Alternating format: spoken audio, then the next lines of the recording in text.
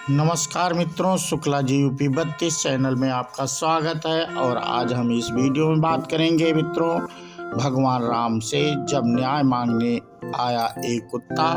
तो मित्रों, हम इस पे वीडियो बना रहे हैं। जो लोग नए हो वो चैनल को सब्सक्राइब कर ले, और जो लोग पहले से जुड़े हुए हैं वे लाइक एवं कमेंट अवश्य करें मित्रों। तो हम अपना वीडियो शुरू करते हैं। 7000 साल पहले जब दुनिया के ज़्यादातर हिस्सों में शासक बर्बर हुआ करते थे, राम ने एक राजा के रूप में मानवता, त्याग और न्याय की अद्भुत भावना दिखाई।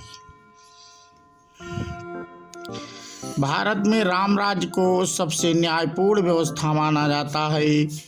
राम और सीता की कहानी तो भारत में सबने सुनी है, जिसमें राम सीता को रावण से बचाते हैं लंका पर आक्रमण करके। पूरी रामायण यही है तो है, लेकिन वानर सेना और हनुमान जी से मिलने से पहले, यहाँ तक कि अयोध्या से वनवास लेने से पहले, श्री राम अपने भाई लक्ष्मण के साथ जनता को न्याय देते थे। जाने भगवान राम राज्य से जुड़ी एक रोचक घटना के बारे में, जो राम और रावण युद्ध से पहले, रामचरितमानस से पहले की है मित्रों। राम के न्याय की अनोखी गाथा। पुराणों में राम के बारे में बहुत ही सुंदर कहानी है। प्राचीन काल में इस देश के उत्तरी भाग में एक बहुत प्रसिद्ध मठ था, जिसे कालिंजर के नाम से जाना जाता था। कालिंजर मठ उस समय का एक प्रसिद्ध मठ था। यह रामायण काल से पहले की बात है। रामायण का मतलब है लगभग 7000 साल पहले। राम के आने से पहले भी कालिंजर मठ का खूब नाम था। राम को बहुत न्यायप्रिय और कल्याणकारी राजा माना जाता था। वह हर दिन दरबार में बैठकर लोगों की समस्याएं हल की कोशिश करते थे। एक दिन शाम को जब दिन ढल रहा था, उन्होंने दरबार की कार्रवाई समेटनी थी। जब वह सभी लोगों की समस्याएं सुन चुके थे, तो उन्होंने अपने भाई लक्ष्मण से, जो उनके परम भक्त थे, से बाहर जाकर देखने को कहा कि कोई और तो इंतजार नहीं कर रहा। लक्ष्मण ने बाहर जाकर चारों ओर देखा और वापस आकर बोले, कोई नहीं है, आज का हमारा काम अब खत्म हो गया है। राम बोले, जाकर देखो, कोई हो सकता है। यह थोड़ी अजीब बात थी। लक्ष्मण जी अभी अभी बाहर से देख कर आ चुके थे, मगर वह फिर से जाकर देखने के लिए कह रहे हैं। इसलिए लक्ष्मण से फिर से गए और चारों ओर देखा, वहाँ कोई नहीं था। वह अंदर आने ही वाले थे, तभी उनकी एक नज़र एक कुत्ते पर पड़ी, जो बहुत उदास चेहरा लिए बैठा था और उसके सिर पर एक चोट थी। तब उन्होंने कुत्ते को देखा और उससे पूछा, क्या तुम किसी चीज का इंतजार कर रहे हो? कुत्ता बोलने लगा, हाँ, मैं राम से न्याय चाहता हूँ। तो लक्ष्मण बोले, तुम अंदर आ जाओ, और वह उसे दरबार में ले गए। कुत्ते ने आकर राम को प्रणाम किया और बोलने लगा। वह बोला, हे राम, मैं न्याय चाहता हूँ। मेरे साथ बेवजह हिंसा की गई है। मैं चुपचाप बैठा हुआ था। सर्वथा सिद्ध नाम का एक व्यक्ति आया और बिना किसी वजह से मेरे सिर पर छड़ी से वार किया। मैं तो बस चुपचाप बैठा हुआ था। मैं न्याय चाहता हूँ। राम के तत्काल सर्वथा सिद्ध को बुलाया। भेजा जो एक भिखारी था उसे दरबार में लाया गया। राम ने पूछा, तुम्हारी कहानी क्या है? यह कुत्ता कहता है कि तुमने बिना वजह उसे मारा।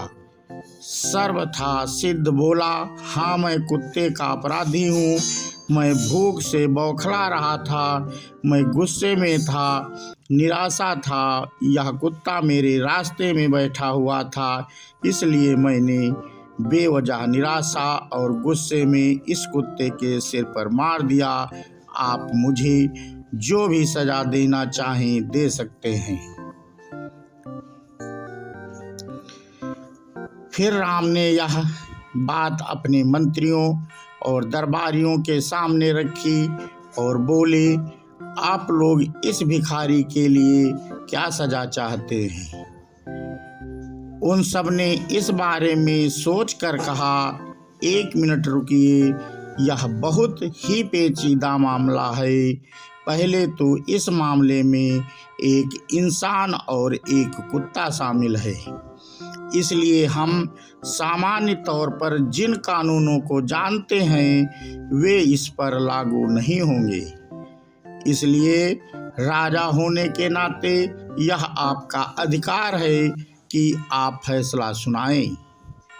फिर राम ने कुत्ते से पूछा, क्या कहते हो? क्या तुम्हारे पास कोई सुझाव है? कुत्ता बोला, हाँ, मेरे पास इस व्यक्ति के लिए एक उपयुक्त सजा है। वह क्या बताओ? तो कुत्ता बोला, इसे कालिंजर मठ का महंत बना दीजिए। राम ने कहा, तथास्तु। और फिर भिखारी को प्रसिद्ध कालिंजर मठ का मुख्य महंत बना दिया गया। राम ने उसे एक हाथी दिया। भिखारी इस सजा से बहुत प्रसन्न होते हुए हाथी पर चढ़कर खुशी खुशी मठ चला गया। दरबारियों ने कहा, यह कैसा फैसला है? क्या यह कोई सजा है? वह आदमी तो बहुत खुश है। फिर राम ने कुत्ते से पूछा, क्यों नहीं तुम ही इसका मतलब बताते? कुत्ते ने कहा, पूर्व जन्म में मैं कालिंजर मठ का मुख्य महंत था और मैं वहाँ इसलिए गया था क्योंकि मैं अपने आध्यात्मिक कल्याण और उस मठ के लिए सच्चे दिल से समर्पित था, जिसकी बहुत से दूसरे लोगों को आध्यात्मिक कल्याण में महत्वपूर्ण भूमिका थी। मैं वहाँ खुद के और हर किसी के आध्यात्मिक कल्याण के संकल्प के साथ वहाँ गया और मैंने इसकी कोशिश भी की कि मैंने अपनी पूरी कोशिश की, मगर जैसे जैसे दिन बीते धीरे धीरे दूसरे छुट-पुट विचारों ने मुझे प्रभावित करना शुरू कर दिया। मुख्य महंत के पद के साथ आने वाले नाम और ख्याति ने कहीं न कहीं मुझ पर असर डालना शुरू कर दिया। कई बार मैं नहीं, मेरा अहम काम करता था। कई बार मैं लोगों की सामान्य स्वीकृति का आनंद उठाने लगता था। लोगों ने मुझे एक धर्मगुरु की तरह देखना शुरू कर दिया। अपने अंदर मैं जानता था कि मैं धर्मगुरु नहीं हूँ, मगर मैंने किसी धर्मगुरु की तरह बर्ताव करना शुरू कर दिया और उन सुविधाओं की मांग करना शुरू कर दिया जो आमतौर पर किसी धर्मगुरु को मिलनी चाहिए। मैंने अपने संपूर्ण रूपांतर की कोशिश नहीं की, मगर उसका दिखावा करना शुरू कर दिया और लोगों ने भी मेरा समर्थन किया।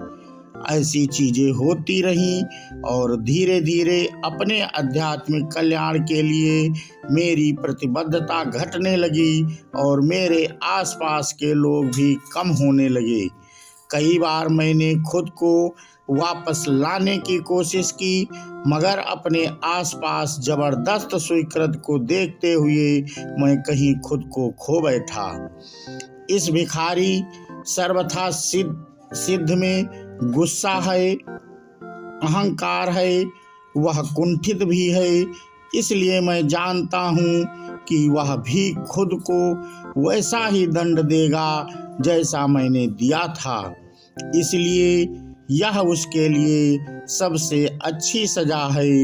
उसे कालिंजर मठ का मुख्य महंत बना दीजिए।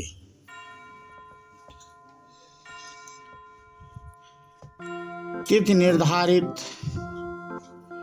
करने की वैज्ञानिक प्रक्रिया के अनुसार राम का जन्म 5016 ईसा पूर्व, जो करीब करीब 7000 वर्ष थोड़ा ज़्यादा है, 7000 साल पहले जब दुनिया के ज़्यादातर हिस्सों में बर्बर हुआ करते थे, तो राम ने एक राजा के रूप में मानवता, त्याग और न्याय की अद्भुत भावना दिखाई।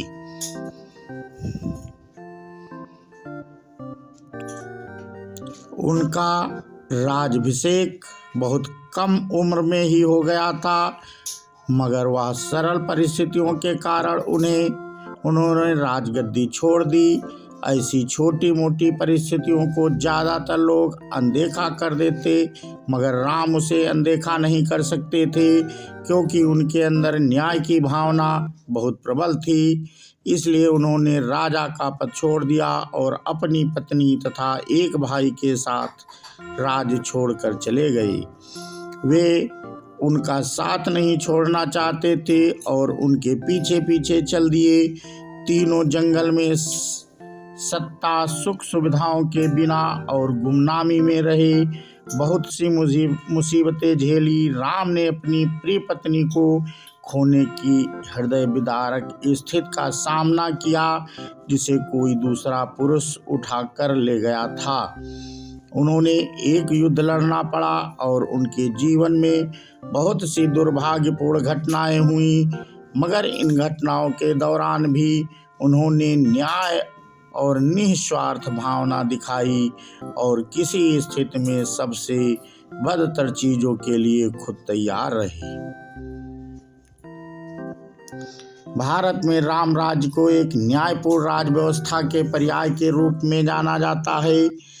यही इस देश की सुंदरता, संयम और अनोखी प्रकृति है। सारी अव्यवस्था, भ्रम और राज्य की स्थिति के बीच से अचानक कोई बढ़िया उदाहरण सामने आकर हर किसी को चकित कर देता है।